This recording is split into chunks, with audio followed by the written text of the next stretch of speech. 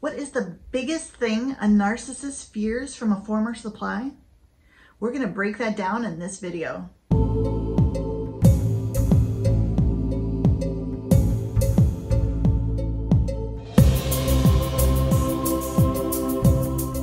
Hey there, I'm Dr. Melissa, trauma expert and top doctor, and in this video and on this channel, I help you identify the narcissists in your life, identify how their behavior impacts you, then turn that trauma into gold, becoming stronger and more powerful than you ever were before. If that sounds like just what you need, click subscribe, click that notification bell so you don't miss a thing.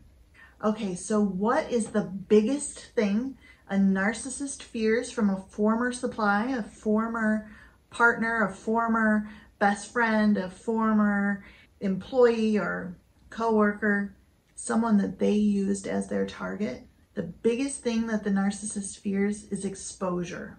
You see, a covert narcissist underwent some childhood trauma that was so painful and so severe that they lost touch with who they are. They have a very fragile sense of self, and they had so much internal shame about who they are as a person that they created a false world. They created the idealized image of themselves as the most friendly, loving, charming, likable person, maybe the life of the party, maybe someone who's quiet and introverted, but someone who is a good person, who's a good listener, who's understanding and compassionate, who's loving, someone who's a good partner, a good friend, a good family member, a good employee. They crafted in their mind this story almost like a screenwriter writing a movie, and they crafted a role for themselves, this idealized self as the hero or the star in that movie. And everyone else in the world to them, since this occurred at the age of 7, 8, somewhere around there, everyone else has become a supporting actor in their movie. And they show the people the version of reality that they want them to see. They've done this for years. They've done this for decades. Their friends believe that this idealized version, this false version of who they are, is who they are. Their family believes it. Their coworkers and boss believe it. People in the community believe it. This is who they've shown themselves to be, and it's entirely false. When you come in as a covert or vulnerable narcissist supply, we're talking narcissistic supply, which for a narcissist, it's kind of like blood to a vampire. They have to have it. It gives them life force energy because they have no sense of self, or such a weak sense of self that they cannot generate the life force energy on their own. So when you've been their partner, their friend, their confidant, an employer, coworker, someone in the family, maybe a cousin, when you've been the person that they've targeted as the source of narcissistic supply, you've become someone that they're very dependent on you for this narcissistic supply. A covert narcissist gets that in two ways. They can get it through praise and admiration, or people, feeling sorry for them. They also get it through devaluing other people. And so when you realize who they are and you leave, and hence now you're a former supply because you're not currently in the relationship with them.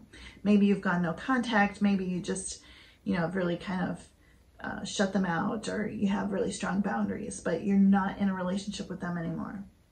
The biggest thing that they fear from you is exposure. Their mask slipped off. Their costume, their mask of their idealized self in this entirely fake world slipped. You saw the truth of who they are. And they have so much shame about who that person is. They don't want the rest of the world to see it. They have spent all of their life crafting the story, telling one lie after the next, and one lie to cover this lie, and coming up with these tactics and behaviors to say two opposite things, and then, you know, when one of them comes true, to remind people that you said the one, so that they think you're always right. They've crafted this way of making the world see them as their idealized self, and you are a huge threat and a huge risk to them. They are terrified that you're going to tell people who they are. They are terrified that their friends and family will finally see who they are. They're terrified that their community, that the people at their job, that people will see the truth of who they are. And that is too much to bear. They can't afford to let that happen. The only two things that motivate them are narcissistic supply and maintaining this false fairy tale world. They cannot let you ruin that for them. They've already lost the supply. So they were setting up in their long game long before you left, probably from about the minute that you became friends or romantically involved or connected. They've been setting up how others see you. This is the way they mitigate the risk and the terror, the fear around you exposing the truth of who they are. They've set it up so that you tell the truth about something, others think you are the liar. You defend yourself against some ridiculous accusation that you can easily disprove, and others think you're the crazy one. You take a stand for what is right and true, and others see you as not willing to let go. Oh, isn't it a shame? Too bad she can't find any peace. The covert or vulnerable narcissist has set all of this up so that when you leave, you cannot expose them. You can try, and no one will believe you. Not their family, not your family. Not their friends, not your friends. Not your community. Maybe not even your children. This was very masterfully crafted. When a narcissist can no longer control you, they seek to control the way others see you. That keeps them safe from exposure. If this video resonates with you, if it speaks to you in some way, click subscribe, click the notification bell, join us again in the next video, and share it with someone else who needs to hear this message. You know, recent estimates showed there were about 158 million Americans impacted by narcissism. That's almost half the population. Share it with someone else who needs to know.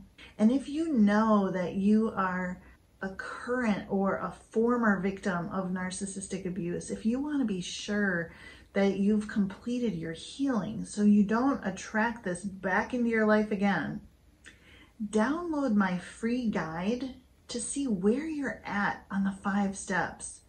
And if you're not done, to see what your next step is. Download that at narcissislife.com. I'm Dr. Melissa, and I'll see you in the next video.